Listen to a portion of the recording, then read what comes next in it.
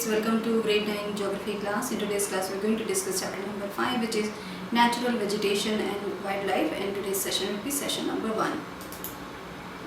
Have you observed the type of trees, bushes, grasses and birds in the field and parks in and around your school? Are they similar or there are variations? So आप लोगों ने बच्चों अगर observe किया हो कि किस तरीके के ट्रीज़ होते हैं, टाइप्स ऑफ ट्रीज़, बुशेस होती हैं एंड ग्रासेस जो हैं, बर्ड्स हैं, फील्ड जो होते हैं वहाँ पे, एंड पार्क्स जो हैं in and around your school के जो पार्क्स होते हैं वहाँ पे अगर आपने देखा हो, या फिर कोई भी और पार्क हो अगर वहाँ पे आप लोगों ने ध्यान दिया हो, तो ये जो सारी चीज़ें आर दे सिमिलर और देयर आर वेरिएशंस. तो क्या ये सारी चीज़ें जो बर्ड्स हैं, ग्रासेस हैं, बुशेस हैं एंड टाइप ऑफ ट्रीज़ जो हैं वो सारे क्या एक जैसे होते हैं या फिर उनमें वेरिएशंस होता है, कुछ डिफरेंस होता है उन सब में. Our country, India, is one of the 12 mega biodiversity countries of the world. With about 47,000 plant species, India occupies 10th place in the world and 4th in Asia in plant diversity. तो हमारी जो country है India, वो one of the 12 mega biodiversity जो countries हैं of the world उसमें आता है.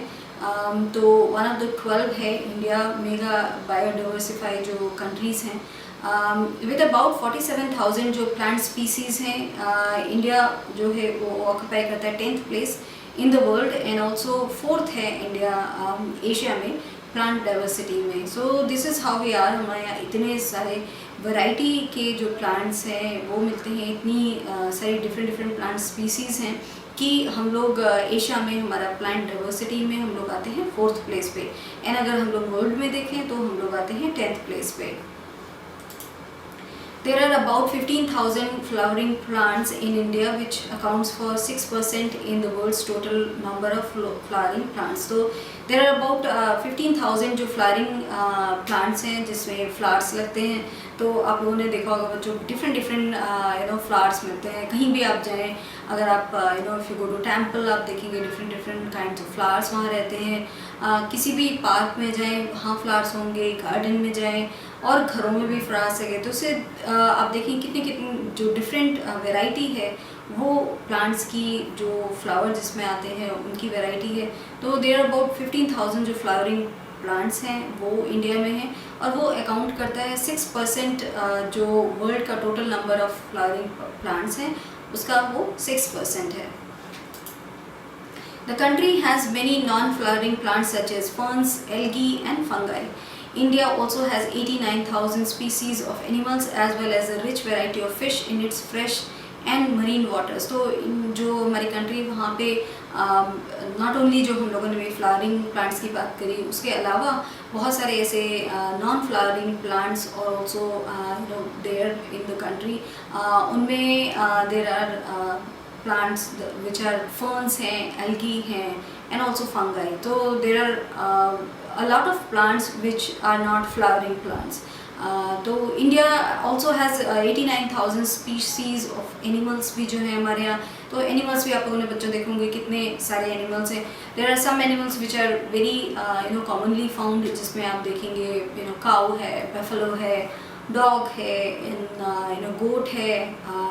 आपको मे बी उतना हॉर्स उतने नहीं दिखते हैं, but still they are commonly found. Horse हैं, एलिफेंट है, वो थोड़ा कम दिखते हैं अगर हम लोग कंपेयर करें डॉग्स एंड जो काउस हैं एंड बफेलोज हैं.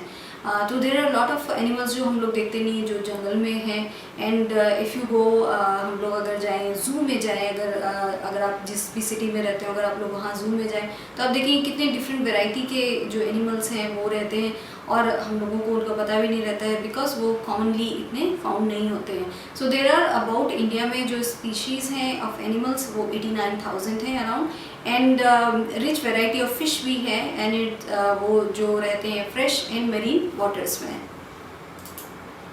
Natural vegetation refers to a plant community which has grown naturally without human aid and has been left undisturbed by humans for a long time. तो natural जो vegetation है वो refer करता है plant community को जो grow करा है नेचुरली, जो विदाउट ह्यूमन एड के जिसने नेचुरली ग्रो किया है। तो नेचुरल वेजिटेशन वो है जो इफ़ यू सी जो अपने आप लग जाता है। You will see in forest, वो देखेंगे आप जंगल हैं वहाँ आप देखेंगे। अगर if you see any area जहाँ पे अपने आप बहुत सारे प्लांट लगे, इवन इन द सिटीज़ अगर आप लोग देखें तो बहुत सारी जगह ऐसी हैं जहाँ पे अपने आप प्लांटेशन जो हुआ है वो अपने आप वहाँ पे ट्रीज़ लगे हैं, बहुत पुराने ट्रीज़ हैं। तो आप देखेंगे वहाँ पे डिफरेंट डिफरेंट वैरायटी के ट्रीज़ हैं एंड वो किसी भी ह्यूमन एड के से नहीं लगे हैं, वो नेचुरली अपने आप ग्रो हुए हैं। तो वो नेचुरल वेजिटेशन है, वो अपने आप ग्रो करते हैं naturally without human aid and has been left undisturbed, वो छोड़े गए हैं for humans for a long time. तो वो मोस्टली फॉरेस्ट में रहते हैं या फिर आप देखेंगे बहुत सारे ऐसे एरियाज़ हैं जहाँ पे प्लांट्स लगे हुए हैं। मे बी गवर्नमेंट के जो प्लेसेस हैं वहाँ पे आप देखेंगे बहुत बड़े बड़े एरिया हैं जहाँ पे छूटा हुआ है, वहाँ पे बहुत ट्रीज़ लगे हैं। So they are all natural vegetation. This is termed as a virgin vegetation. Thus, cultivated crops and fruits, orchards form part of vegetation but not natural vegetation. तो वो जो सारी प्लांट्स हैं जो अपने आप हुए हैं उनको बोलते हैं वर्जिन वेजिटेशन, उसमें ह्यूमन एड का यूज़ नहीं होता है।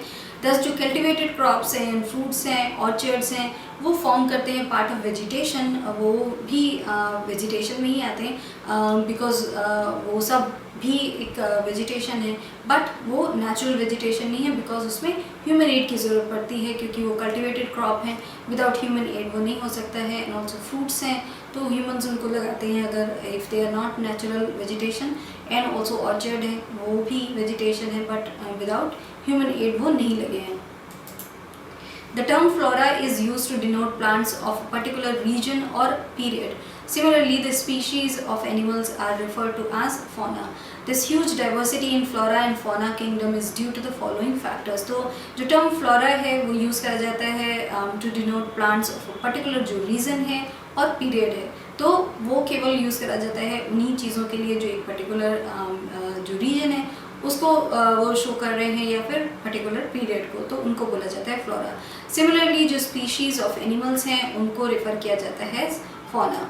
This huge diversity in flora and fauna जो है जो मिलती है वो है फॉलोइंग जो फैक्टर्स हैं जिसके हम लोग अब बात करेंगे, उनकी वजह से जो डाइवर्सिटी है वो देखने को मिलती है। सो जो फैक्टर्स हैं उसमें फर्स्ट जो फैक्टर वो रिलीफ का है उसमें है लैंड। तो land affects the natural vegetation directly and indirectly. Do you expect the same type of vegetation in mountainous, plateau and plain area और in dry and wet regions. तो जो लैंड है that also affects natural vegetation directly और indirectly, both ways में वो effect करेगा because it depends on the land, it depends on the soil कैसा है, तो उस पर बहुत डिपेंड करता है कि किस तरीके का जो नेचुरल वेजिटेशन होगा वो होगा। आप क्या एक्सपेक्ट करते हैं कि सेम टाइप का vegetation you will see in mountainous area, plateau area and also plain areas में, और अगर हम लोग कंपेयर करें ड्राई एंड वेट रीजन तो it differs completely. If you go to any area which are mountainous area you will see different kind of trees and plants there, वहाँ पे vegetation जो होता है वो डिफरेंट होता है। And if you come to plains of India आप देखेंगे वहाँ पे डिफरेंट होता है। So this is how it differs from mountain, plateau and plain area. And dry and wet region में भी बिल्कुल डिफरेंट होता है। अगर आप बच्चों घूमने जाते हैं, if you go to hilly areas आप देखेंगे वहाँ पे डिफरेंट आपको प्लांट्स दिखेंगे। एंड अगर आप राजस्थान जाएंगे तो आप देखेंगे वहाँ पे डिफरेंट तरीके के प्लांट्स हैं। सो this is how it differs. Land का जो इफेक्ट है वो भी बहुत रहता है। The nature of land influences the type of vegetation. The fertile level is generally devoted to agriculture. तो nature of land है वो influence करता है जो type of vegetation है उसको वो influence करता है। जो fertile level है वो generally devoted रहता है agriculture को। The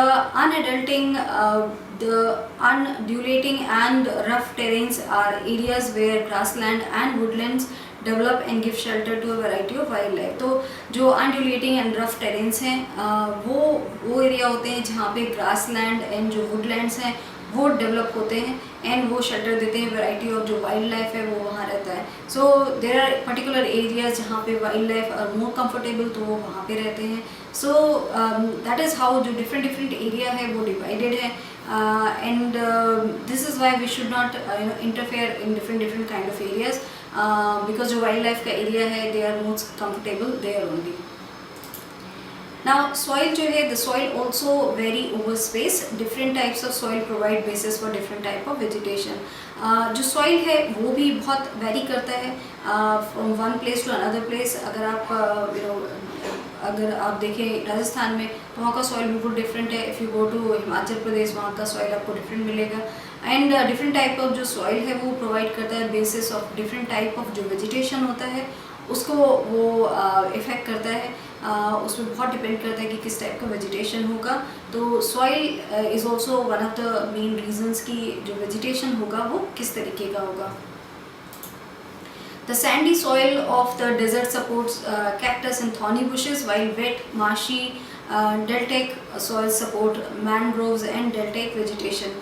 The hill slopes with some depth of soil have conical trees. तो अगर आप देखेंगे जो डेजर्ट है वहाँ पे आपको दिखेंगे बिल्कुल थॉर्नी जो बुशेस होती हैं वो दिखेंगी.